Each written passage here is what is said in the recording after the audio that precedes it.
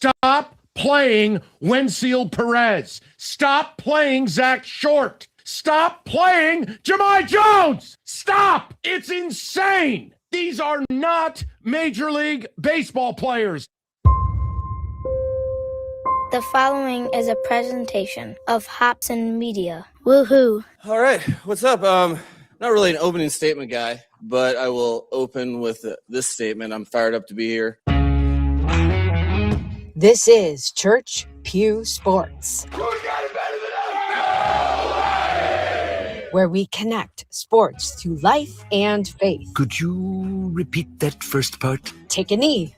Absolutely glorious. Lend an ear. I believe it's going to be for the best. And get ready to laugh, listen, and learn. How about you announce that you're getting better? No matter your team, your favorite sport. Bowling. Bowling's insane. Bowling is crazy time. We cover it all here on Church Pew Sports. And we want to pump you up. Gentlemen, start your engines, brothers. Indeed. Start your engines, brothers. In fact, that timing is perfect. It's Memorial Weekend, and on Monday, somebody will be saying that in Indianapolis. Hello, friends, and welcome into Church Pew Sports, where we connect sports to life and faith, and it is good to have you all with us. It has been a while. I think our last episode was in early May, so thanks for hanging in there. We'll provide all of the needed excuses for why it's taken so long to get back together for another episode, but it's good to have you with us. By the way, this is the first time in the history of Church Pew Sports that we have been live streaming the video recording of this to our Facebook and YouTube channels. So, Paul Miller, we have faces made for radio, and here we are live streaming. So, how are you, man? You're looking good. Yeah, that's why I'm wearing a hat, because I don't have Josh Gilmer hair. I don't have Bill Hobson hair either. So I just thought I would wear a hat for this episode. Yeah, Josh Gilmer is with us as well. Our Duke insider, our newly married, as of how long ago? What's your anniversary date, Josh? August 16th. Okay. Did he say that answer quickly enough, Paul, to make sure he's good? Yeah, I'd have to. Yeah, I've been married longer than Josh. I still have to think twice when you say when was your wedding. But all right, August 16th. It's all good, man. There's grace for that. So first things first, where have we been? Paul, where have you been in the last 3 weeks? Let's just kind of retrace the Where's Waldo world that you live in. Where have you been?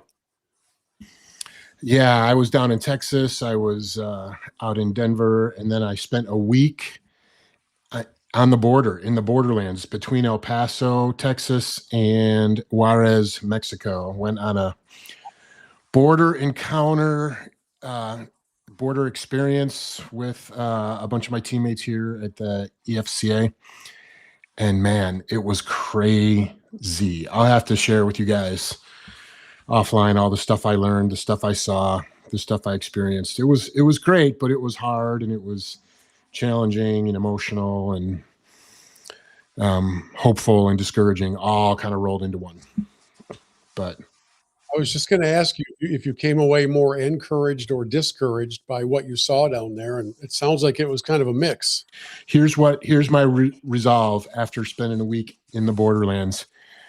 Anybody that thinks the solution resides in the government is crazy. The solution resides in the local church, and how we can affirm the dignity of all image bearers, and how we can advocate for God honoring public policy. There was so much, you guys, but man, we got to hear from Border Patrol agents. We got to hear from ICE agents. We got to hear from everybody, and no administration was spared critique as we were learning how things work. And at the end of the day, it's about everybody has dignity as an image bearer, and we need to affirm that, not anything else.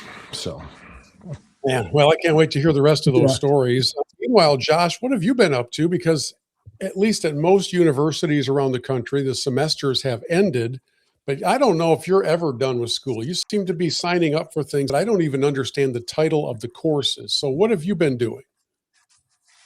Yes, you are correct. I finished school end of April, and then I was traveling for some graduations for my cousin's Abigail's sister.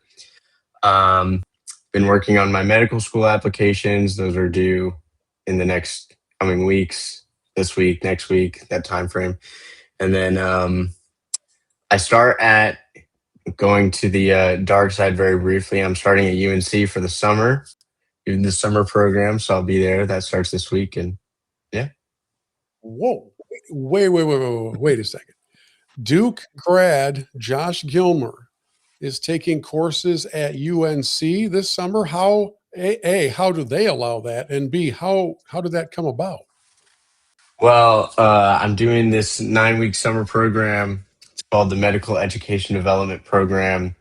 Basically, take all of the first semester of medical school classes in 9 weeks, but they pay me to do it. So I get a nice stipend of $3,000, a couple $100 for food. So I'm still kind of doing Duke. I'm taking money away from UNC. So I'm purely taking. I'm giving them nothing except my presence. So Is that kind of Is it like coming when from is that their like when- NIL program? I was going to say, I was going to say, is that like when a running back from Ohio State signs a massive NIL deal to go to Michigan, and everybody's mad, not on both sides, everybody's mad? Is that kind of what you're talking about? yeah, it's probably similar to that. Well, in my world, the last few weeks, I sat here stunned at how bad the Pistons suddenly became in their playoff round against the Cavaliers. It still makes no sense how any of that happened. And then on level 2 of being stunned, I sat here and watched how horrendous my World Series favorite Detroit Tigers have turned out to be. It's late May, and they are the second worst team in all of baseball. And of course, in my world, for those of you who don't know, I also produce and host a television show about golf destinations. And even though the Michigan weather has been abysmal thus far in spring, we have been on the road shooting television shows. The first one we shot, it was an average of 40s for 3 days. The second one we shot just an hour from that first location was an average of 84 degrees every day. So we don't know how to pack. We don't know what's coming. We don't know what's going to happen, but that's sort of what we've all been up to. And it's broken our pattern of being able to record every week or every 10 days as we really like to do. So thanks for sticking with us. And just as a heads up, at least in my world, summer's going to be a little bit tough as well. We have our busiest season ever. So having made all of the excuses, let's get into it. Paul, for those who are watching our live stream, we have in this software program the ability to put a subtitle for everybody's name. So I have Church Pew Sports under mine. Josh has been too busy filling out medical school applications to put a subtitle. Oh, now he's got his, and he just added that while we were talking. And as EFCA Enhanced Pastor, in honor of one of our primary topics on the program today, the enhanced games. What are these things? Yeah, I probably should have thought twice before I used the word enhanced in my description, because there's a couple different ways you could go with that. But we'll stay on topic here. And I was in my Substack feed just this morning, and Joe Pomp, the Joe Pomp podcast, who's always talking about financial stuff in the world of sports, started talking about the enhanced games, which we're recording this on Saturday night. They're starting tomorrow, May 24, Sunday night in Vegas. Here's what they are. They're a little spin-off of the Olympics, of some Olympic sports, where all PEDs, all performance-enhancing drugs are legal. You don't have to be taking drugs to compete, but you're allowed to. And so it's crazy. If only we had like a med student on this episode, we could talk about the implications of that. Let me give you guys just a few of the facts. It's a fascinating story to me. First of all, it's going to be broadcast on YouTube, and it starts, I think it's like 9 p.m. Eastern, broadcasting from Vegas, Sunday night, the 24th. I am sure it will not show up on ESPN or any place else. So it'll be on YouTube. You can play it back, watch it back whenever, because there's going to be some interesting things that I think we're going to want to follow and talk about. It's a little bit crazy, right? Okay, first of all, huge prize money. So if you win, and well, I should back up. 3 areas of events: track and field, really just sprinting, running races, swimming, and weightlifting. So there you go. They're picking the sports where PEDs would probably be most helpful. And they're offering to incentivize former athletes, like who have outlived their normal career but can have longevity if they take PEDs. This is the LeBron effect, I think, is what they're calling it. No, that's what I'm calling it. Former athletes, folks who have kind of run afoul of the World Anti-Doping Association, or failed a test or whatever. And there's a couple other interesting things. They're offering huge prize money. So if you win your event, you get $250,000.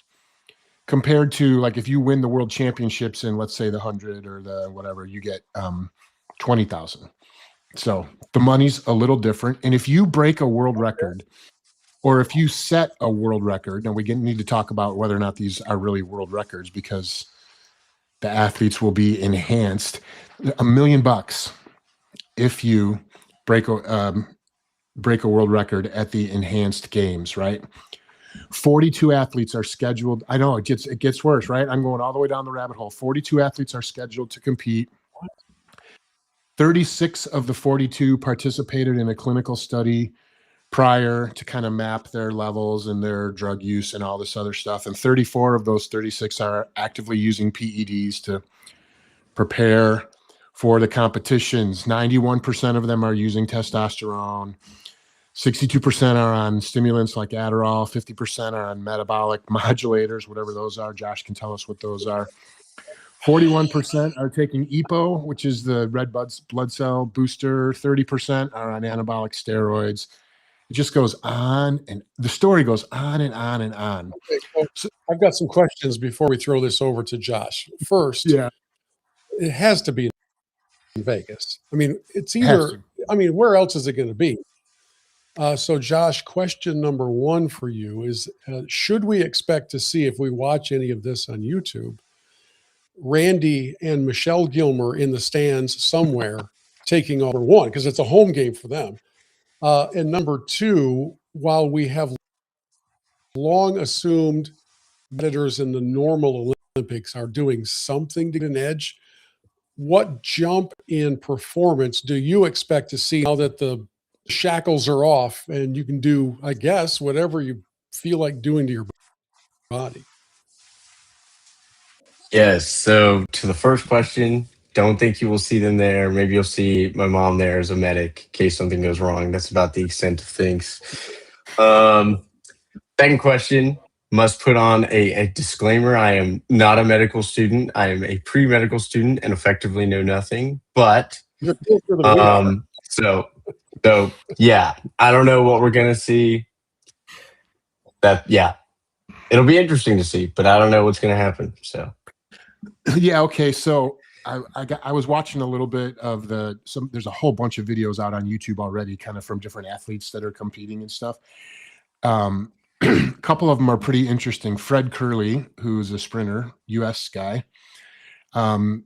His name may ring a bell. I don't know. He failed his drug testing whereabout clause, which is like if you're not where you're supposed to be when the Anti-Doping Association shows up to test you, that's considered a failed test. So like he wasn't home a couple years ago when they showed up at his house or whatever to test him. So he failed his drug test. He's been suspended and he's fighting that suspension in court. So he's competing in the enhanced games. And here's his thing. His personal best in the 100 meters is 9.75. Usain Bolt's 100-meter world record is 9.58. And that's widely assumed that was a performance enhanced time by Bolt. So Curly is out there. Fred Curly is out there saying, I'm going to compete clean. My thing is, well, if you're going to compete clean, then why do you need to be in the enhanced games? But he says, I don't need the drugs to run fast. I'm just going to show up. That's the way this thing is set up. You don't have to take the PEDs, but you can. And they say it's going to be a controlled environment. They have all the doctors and everyone else that are going to kind of make sure that you do it in a way that's healthy. Well, so that's Fred Curly. They would have had to have been using the substances for weeks in training. So what good does it do to have the doctors on site? If I've done a cycle the last 6 weeks of whatever it is I'm putting in my backside, what does it matter if on the site the doctor is there to see what I'm doing? I've already done it. Yeah, they've had the doctors involved like for months in the run up to this thing. So all the athletes that have said, I'm coming to the games and I'm juicing and I'm going to compete, they've had their doctors working with them. But there's a handful of athletes. One of them that I'm really interested to see what happens is a swimmer named Hunter Armstrong, a U.S. gold medal swimmer who's competing, but he's doing it to stay clean. And they had this interview, he's going to stay clean when he competes. And they had an interview with him and he's like, well, why not? I'm not taking any drugs, but if I can go there and win an event, I can make $250,000 or whatever.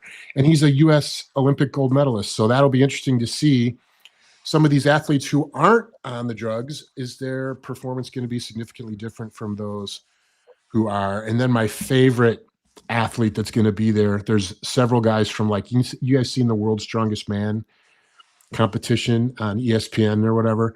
There's a number of those guys that are going to be there because one of the marquee events is the deadlift, and they're going to have a bunch of guys competing to set a world record in the deadlift, including Hafthor Julius Bjornsson. He's like the mountain guy from Game of Thrones, if you watched Game of Thrones. So he's going to be there competing.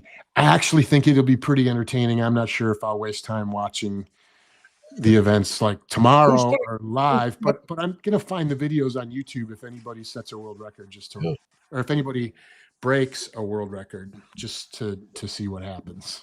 You know, you mentioned some pretty big dollar figures. Who's putting up the money? Where's it coming from? A whole bunch of different supplement companies and Donald Trump's son and a couple of other organizations from like Switzerland and over in Europe, where this kind of behavior is a little more tolerated and encouraged. And that's kind of why they said they're doing it. Like they said, they are, how did they say it?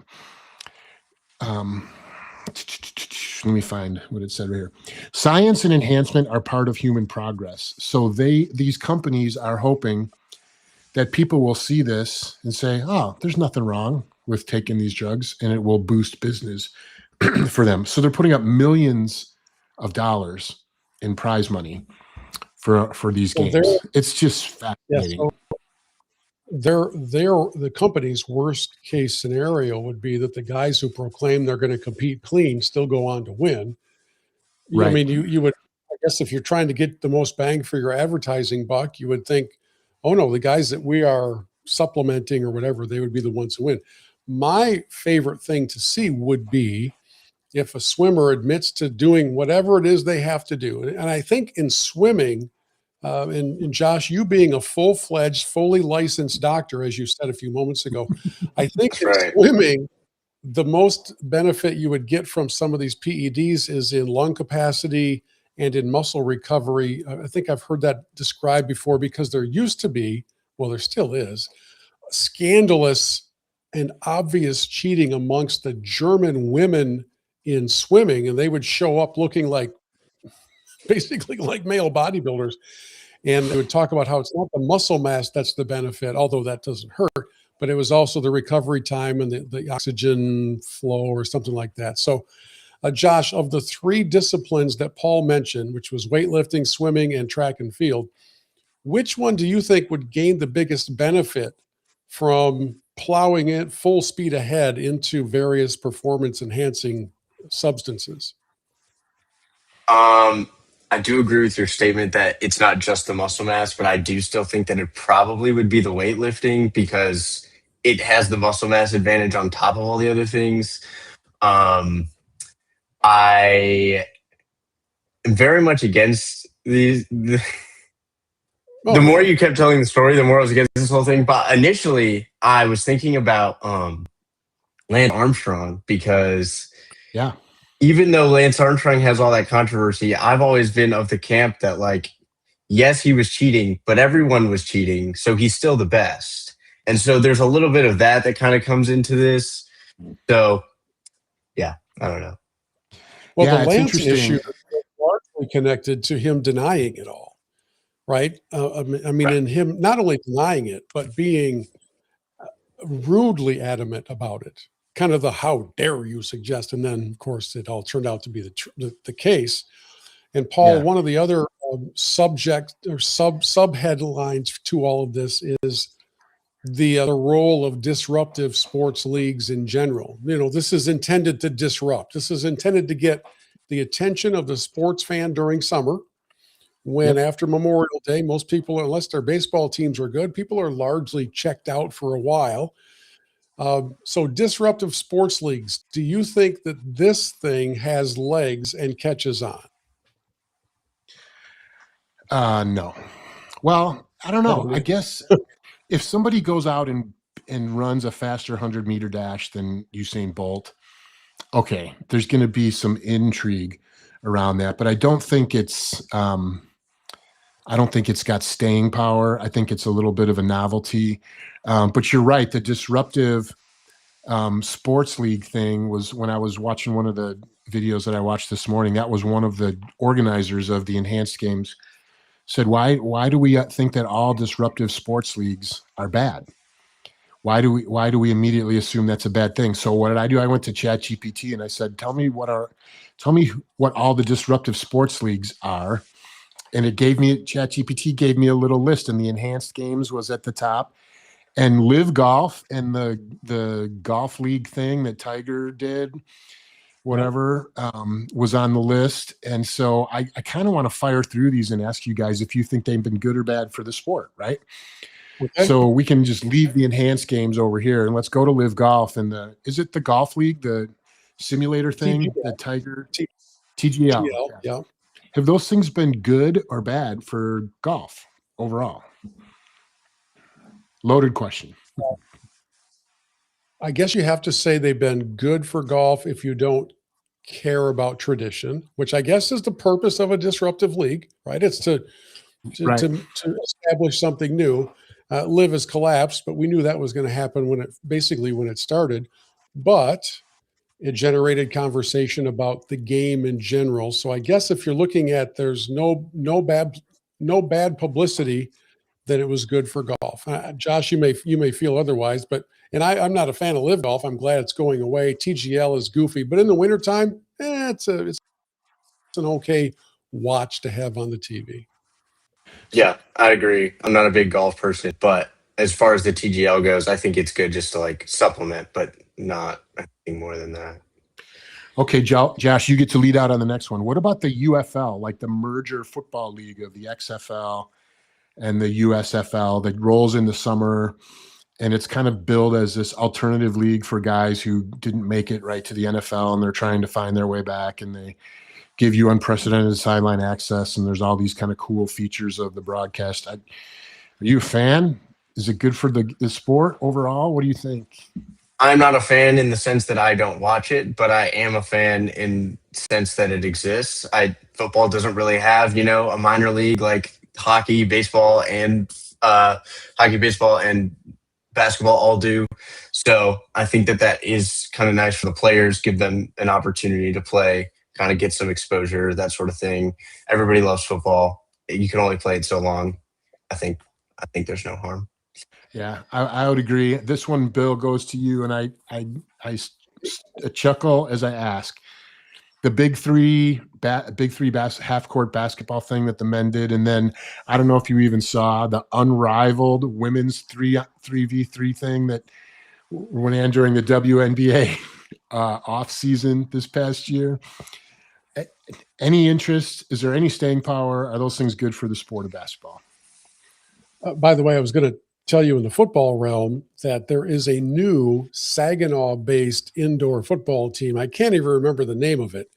But anyway, so there is a team and whatever. At least those leagues give the NFL some testing grounds to try out new rules and new ideas. So in that regard, it's good.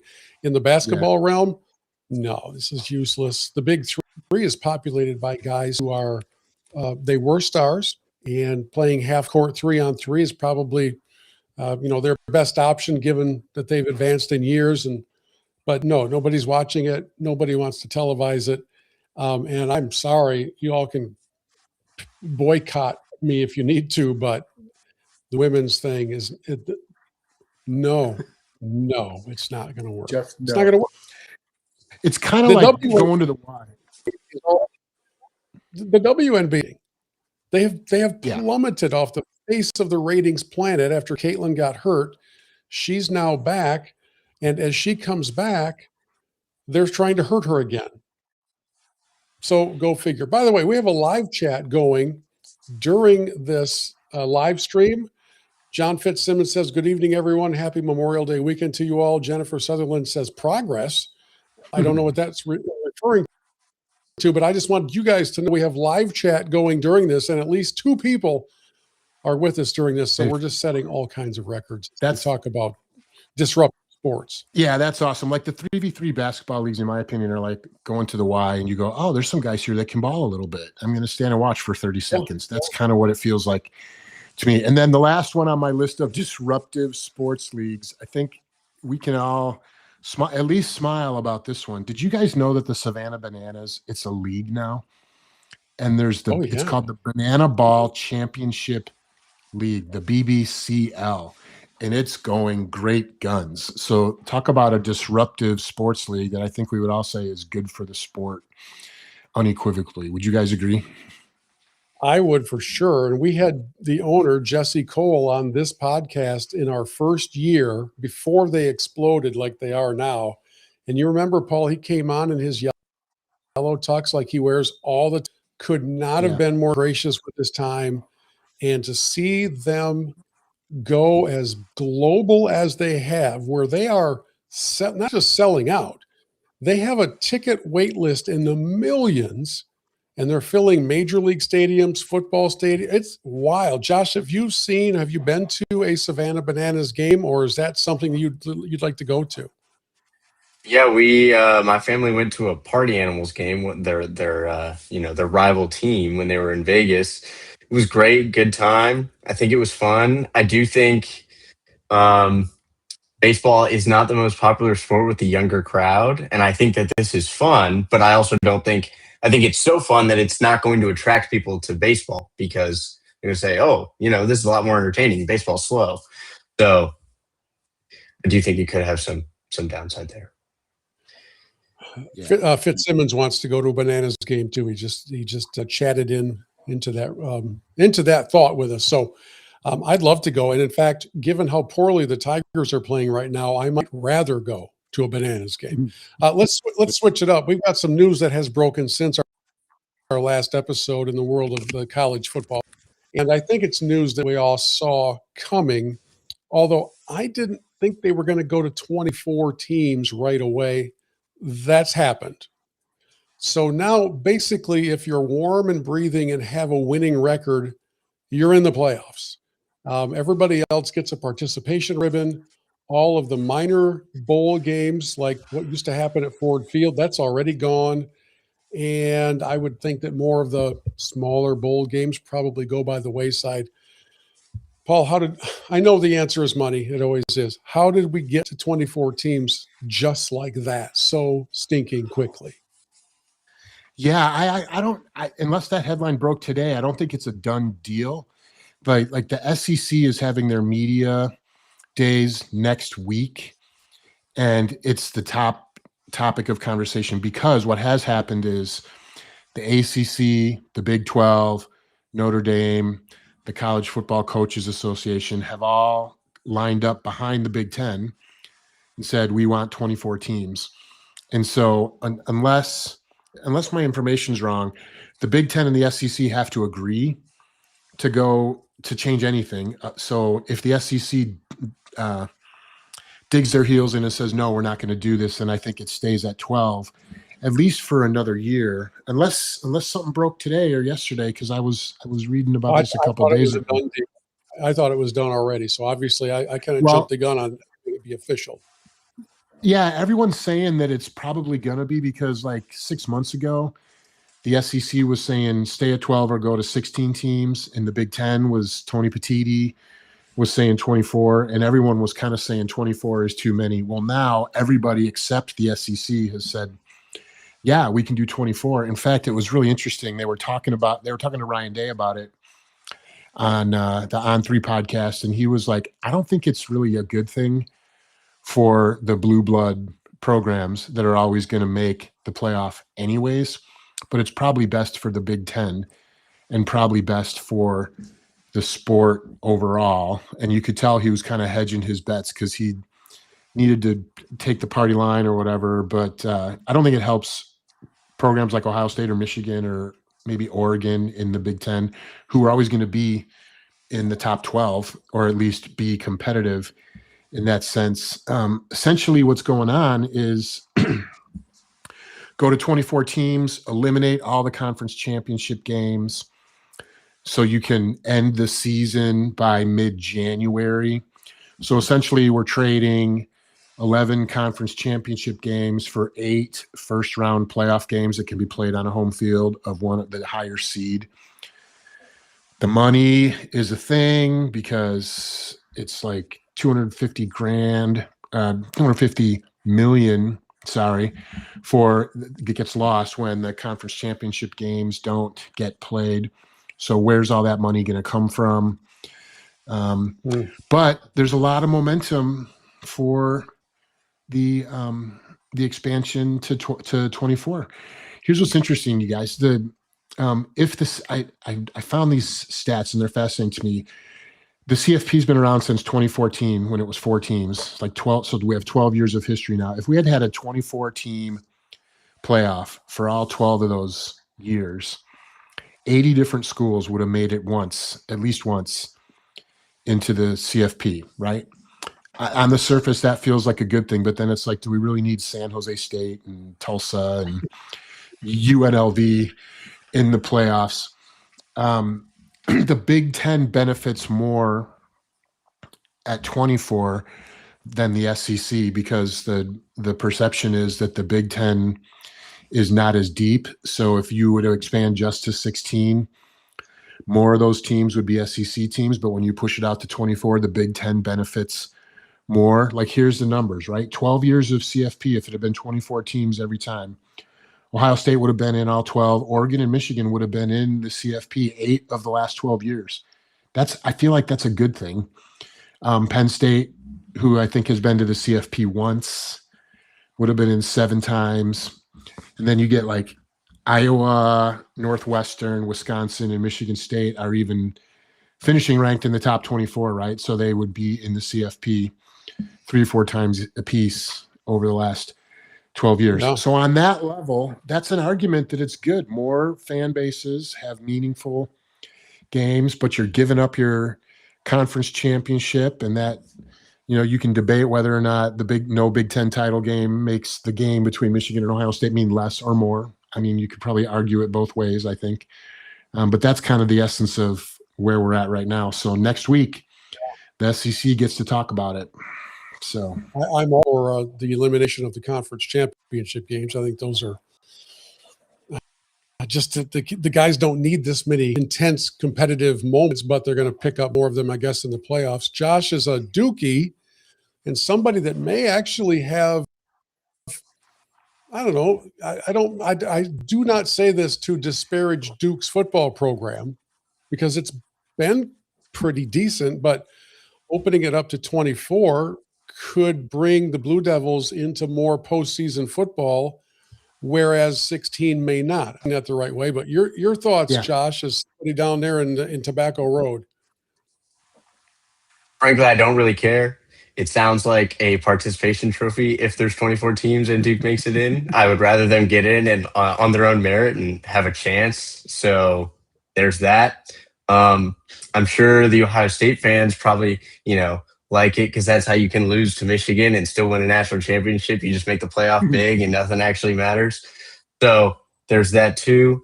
But yeah, I think it's just they don't care about the fans anymore. I'm yet to hear people that actually like the direction things are going, but we all insist on continuing to watch it and they continue to make the money. So no one really cares what the fans think. And that's just, You're so true, but that's not just about college football. It seems to be across the board in all of the big revenue sports. I mean, is there a fan out there? I mean, to a little non sequitur here, but is there a fan out that thinks that SGA and James Harden play ethical basketball? No. Does the league listen to anybody? No, they do not.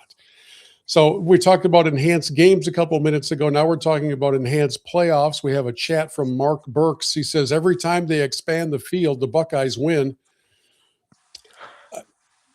There you go, Paul.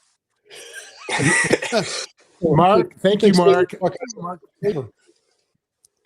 Yeah, he's when the CFP expanded to 4, Buckeyes won. When it went to 12, the Buckeyes won. So there is precedent there.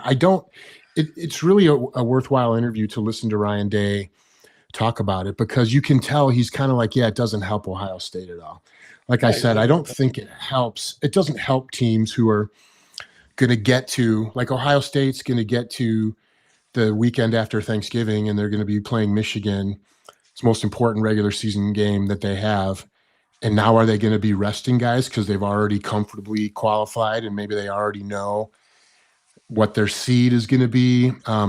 Maybe Michigan seems to be trending up and they're probably going to be in the same place. They won't be having to hustle to make the top 24, right? They'll be in. And so the only thing on the line really other than pride when the rivalry game gets played is if one of the two teams doesn't know what its seed's going to be for the 2014 playoff, or if they're trying to play for a first round bye or those kind of things. That's all that will be on the line. Would that be enough to make guys sit or rest, which is you see in the NFL all the time, guys sitting out the last couple of regular season games because the playoffs are starting and yada, yada. So, well, a prediction that I would have, if the conferences still have to speak into this before it's officially ratified, I would predict certainly the Big Ten and most likely the SEC will say, yeah, okay, we'll entertain this idea, but we're still going to have our conference championship games. We'll just drop one of the other games earlier in the season. So we're not going to play one of the directional schools that we've had on our schedule before, even though we kind of like those weeks as a playing bye week for the most part, where we can look like we're being magnanimous to the smaller schools and we're really helping them with some revenue. But in essence, it's a free win for us, and we can give some of our most valuable players that we're now paying $4 million, we can give them a chance to breathe a little bit and maybe get a half of action in. So I would expect to see the big conferences, and frankly, there are 2 big conferences, and it's the Big Ten and the SEC, want to hold on to their conference championship games because they get to keep that revenue. They don't have to split that revenue. And the last time I checked, and now Josh, again, as a medical student and a fully certified doctor, I do believe that we have found a pattern of revenue playing an important role in these decisions. Have you seen that in some of the lab tests that you've done down there at the University of North Carolina, where you're a summer Tar Heel? Oh, North Carolina, big time. Duke, not at all. No. Duke's in it for the right reasons. But yeah. As long as you're doing the work, as long as you're doing the field work. I can't argue with research results. Yeah, Bill, here's what's interesting about the point you just made, right? Part of the proposal to go to 24 is that the conference championships games go away. That's like part of the deal.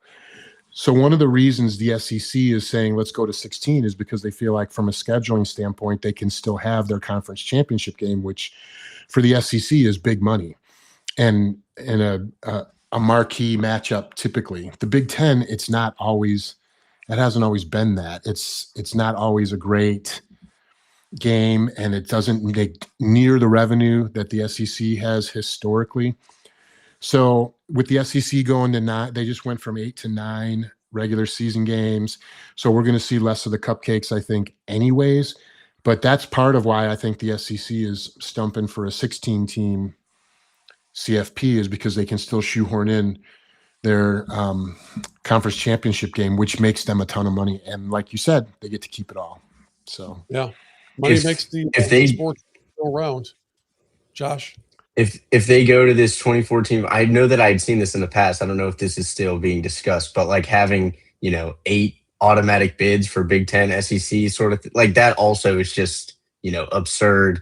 And that even more goes to show that you're just going to be basically putting out participation trophies at this point, because either Big Ten teams that really shouldn't make it are going to make it, or the more likely thing is like Big Ten teams that have a chance are going to make it, and all these other teams are just like, it's silly. Yeah, I don't think they've landed the plane yet on how they're going to hand out the bids, because there is a proposal on the table, which is 24 teams, and it's just going to be straight rankings. But if you do that and you don't have a handful of automatic bids, like there was also a proposal that was like 4 for the Big Ten, 4 for the SEC, and those numbers would go up. If you don't do that, then the politics of the rankings become even worse. And all you do is push the team. Notre Dame sitting at 13, not getting in, is just going to be UNLV sitting at 25, not getting in. It's just going to push it down the rankings. All of these discussions seem to have as part of them somewhere that Notre Dame gets a free pass, like at Disney, they can go to the front of the line, and I'll never understand that. And before we go to our holy discontent, one other prediction that I have that we can talk about maybe as we get closer to football season is that I don't believe the Big Ten or the SEC are in their final configuration. I believe the Big Ten will jettison a couple of teams and bring in some more schools that can drive revenue and TV ratings. And I think the SEC is going to absorb a couple of teams, maybe not this year, but in the very near future. So, I mean, we already can't count in the Big Ten. So we're already up to 18 Big Ten teams, go figure. I'll be shocked if we're not at 20 to 22 teams in the next couple of years. And then this whole thing they become their own super conference. And much of this then leads into breakaway conversation to starting your own little world with the Big Ten and the SEC. So we can follow those tea leaves as they unfold coming up in the weeks and months ahead. Let's get into our holy discontent. It's time to blow off some steam. Get it off your chest. Rant about what's most bothering you. I got a lot of problems with you people. Now you're going to hear about it. It's time for Holy Discontent. For those of you who are new to Church Pew Sports, and maybe you're just on the live stream with us for the first time, this is where we get to just vent a little bit. So Josh Gilmer, we're going to let you go first as a student with a foot in two universes down there, Duke and UNC. It'd be like me going to Columbus for summer classes. I don't know how you're doing it, but discontent stage is yours. Yes, mine is just the fact I have to acknowledge that there is a world in which SGA and James Harden are playing the NBA Finals. And I have to watch it and pretend that it is, athleticism at its finest. Ridiculous. Yeah. James Harden playing defense like a traffic pylon is always fun to watch. Paul, my holy discontent is going to be a little bit longer than normal, so I'm going to let you go next. And it's interesting that on my notes, I have your holy discontent just says, what is Congress doing? I find that fascinating. So what do you got? Yeah, that's just like a general holy discontent for like all of life. That is fair. If my information is correct, there was some legislation that was going to make it to the floor of Congress for debate called the SCORE Act that was going to bring governance to the NCAA, to NIL and all that other stuff. And it was shot down by the Congressional Black Caucus because they attached it to redistricting in some of the districts where they feel like they're getting the short stick. And here's what it says. They have a campaign. Their ask is for top football and basketball recruits to withhold commitments from targeted programs such as the University of Alabama, LSU, University of Georgia, and Florida State until those states restore fair congressional maps and meaningful Black representation. They're calling on players from those universities to enter the transfer portal and use their NIL platforms to elevate voting rights in those districts. What are they doing? This is as close as I'm ever going to get to a political rant. Why are they attaching congressional maps to NIL and why are they doing that? There's no reason for them to do that. Here's a quote from Kirby Smart. We were talking earlier about the SEC meetings are happening next week. Here's the coach of the University of Georgia. If we don't get federal legislation, in my opinion, we're going to have to do this conference by conference because we can't allow the Wild West to continue any longer. I'm prepared next week in Destin, that's where their meetings are happening, to be ready to vote on creating our own SEC mechanism, SEC rules that we have to do if Congress isn't going to act as they should. We just cannot continue down this current path. We have waited months after months for Congress to act, and it hasn't occurred yet. That's just incredibly frustrating. I think we all knew Congress was never going to pass legislation that was going to fix the problem, but at least they were talking about it until somebody decided, hey, here's a way for us to attach some other issue to this issue. How about that's our government at its finest, right? You're the 17-year-old kid that's being offered $2 million to go to Alabama to play tight end.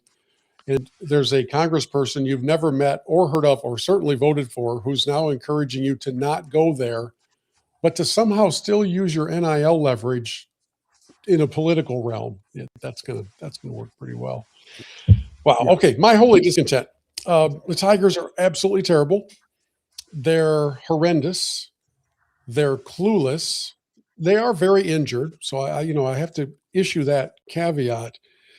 But they've gotten so bad that they have even brought into my world of media consumption a rant from a Detroit area talk show host that I just can't listen to.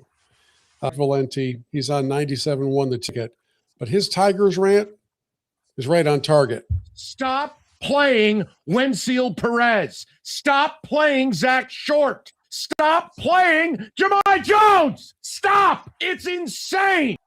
These are not Major League Baseball players. And here's the problem. While everybody on earth was getting pissed at old 97.1 for mocking All-Star Zach McKinstry or, Jemai Jones, we were right. It was fake. If I can call the Pistons regular season fake, I can call what those guys in a time capsule did fake. Yes. It's jarring to see how bad they are, given how highly esteemed they were heading into the season and predicted to be fantastic. Josh, I mean, even though you're living in the wrong part of the world for baseball, I know you're a Tiger guy at heart. From a distance, you guys, I exchanged some text messages with your father. He's apoplectic about the whole thing. Where are you in Tigerville? I am in the my extent of Tigers knowledge at this point in time is Scoople's hurt. They're bad. I stopped watching. That's kind of where I am. That's pretty good. Oh, that's pretty good. Can't really argue with that. That's a pretty good shit. Okay. By the way, Rob Wise checks in from Wisconsin. He says, hey, Paul, go Brewers. So we've got that on the live chat as we continue on our live stream and move into our segment called That Guy. Right now, this minute, today, this week, I am the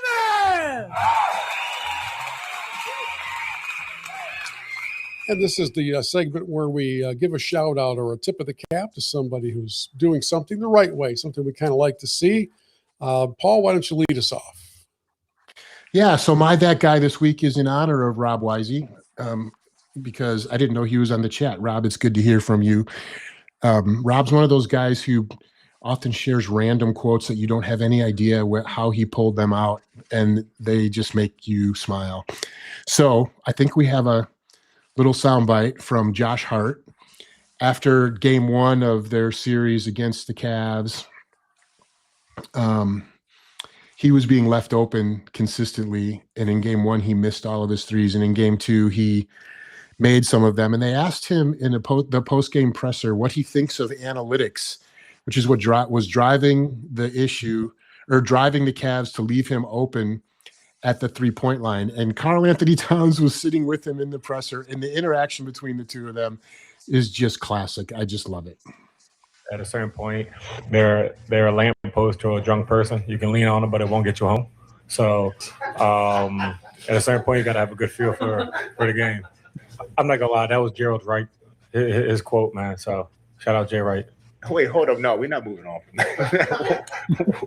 That's a great quote. It ain't going to get you home. You can lean on it, though. I was with Cal, so I didn't hear that. You ain't even go to college. You ain't even go to college. I just love that. And the quote itself, I think, is really funny. A lamppost to a drunk person, you can lean on it, but it won't get you home. It ain't going to get you home. There you go. That's great. I actually think that's awesome that those guys are having fun and just being themselves in front of the microphone after the game. Yeah, good stuff. Josh Gilmer, you're that guy. Nobody comes to mind that fits the spirit of this segment, but I will say my personal that guy is John Tortorella. Bring the Golden Knights to actually have a chance here, just for me. So yeah. Have you fully defected to a Golden Knights fan since you left Detroit? Oh, I've always been a Golden Knights fan because I didn't watch hockey. I wasn't big on hockey when I lived in Michigan, and the Golden Knights making the Stanley Cup their first year, they're just like through and through. That's my team. Cool. Do you have a prediction for the series? Do you have a prediction for the series? Makar was out the first 2 games for Colorado. Yeah, Makar's out. They're up 2-0 going home. Knights in 6 at the most. Like, yeah, they got it. All right. What am I going to say? I'm a Red Wings guy, and we don't talk in the postseason. We just go play golf, apparently, and go to tropical vacations. That guy is just kind of tied into Memorial Day weekend, and it's all of those who have sacrificed for us. I know that's the answer, but it's reality. And those who are missing those people, right? So that guy would be those who sacrificed. And since the family members in many cases are still here, and this is one of those weekends where they miss those dearly departed, that guy would be all of those folks. And all of the sports events, and the leagues do a very good job of this, that incorporate a Memorial Day moment or tribute or salute. And there's none more poignant or more kind of patriotic than what will happen at the Indy 500. Even though it's interesting, they do that. Most of the drivers in the Indy 500 are not from America, but man, oh man, that event is all America. So that's that guy. And with that, we'll move forward and wrap things up with our 3-minute message. Homer, I'd like you to remember Matthew 7:26. The foolish man who built his house on sand. And you remember Matthew 21:17. And he left them and went out of the city into Bethany, and he lodged there? Yeah. Think about it. Yeah, think about it. Bill, it's good that you mentioned the Indy 500 this weekend, because I want to talk for just a second about Kyle Busch passing away. I don't know if you guys caught the headlines on that. Kyle Busch, one of the the all-time winningest racer in NASCAR. All of a sudden wasn't feeling well. All of a sudden gets checked into the hospital. And now it's come out that he was suffering from acute pneumonia, which turned into sepsis. And within hours, he was gone. Super sad. And if you go to NASCAR.com or if you just Google his name, you'll find all of these super meaningful tributes from everybody who knew him about his faith and about the man that he had become when he got married and had kids, the role model he was for other drivers, young drivers in the NASCAR Cup Series. In fact, he won the truck race in Dover last weekend. And when he was doing his post-race interview, he said, you never know when it's going to be your last one. So you just got to celebrate it. You got to celebrate every opportunity you get, was his post-game interview. The way I found out was a bunch of my buddies who are NASCAR fans. There's a group of guys I'm in a group text with about that, talk about NASCAR all the time.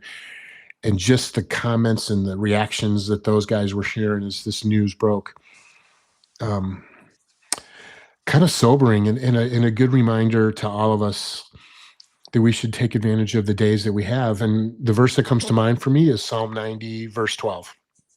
Teach us to number our days that we may gain a heart of wisdom. Kyle Busch was modeling that for everyone that had proximity to his life and how he was living his life and how he was honoring God in his relationships and in his racing career and all those things. And I just think we feel sad, even though we don't know him personally, but it's also a good reminder that we should take advantage of the days that we have in front of us, because we don't know the number of those days, but if we live into them fully, then we will gain a heart of wisdom. Psalm 90. Good stuff, man.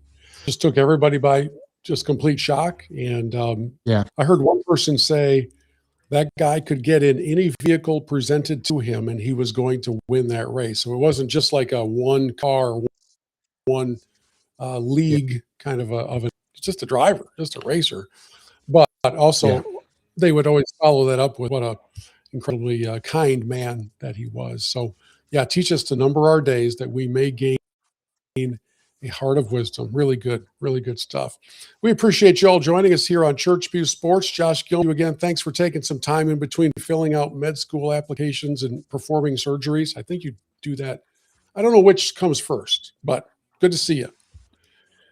And Paul, glad to catch up with you there in wherever you are. Let's do it again sometime. Maybe sometime in the month of June, early on, we'll do another one and kind of keep people connected to us. We appreciate your patience, everybody. Thanks to those who were on the chat with us, of John and Jennifer, Mark and Rob. Kind of fun. We've never done this before in this way. We were 208 episodes in, but this was our first live stream. So thank you. You can follow us on Facebook, on X, on YouTube, and at churchpewsports.com. And we will look forward to seeing you all again next time on the next Church Pew Sports.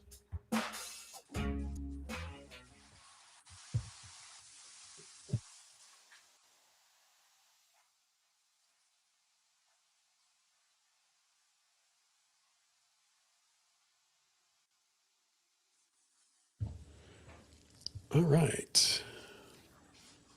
I think we did it.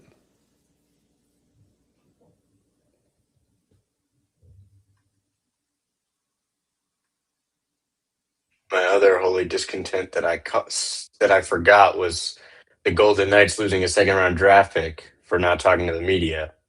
Punishment does not fit the crime. That's crazy for that to happen. I've never heard of that being the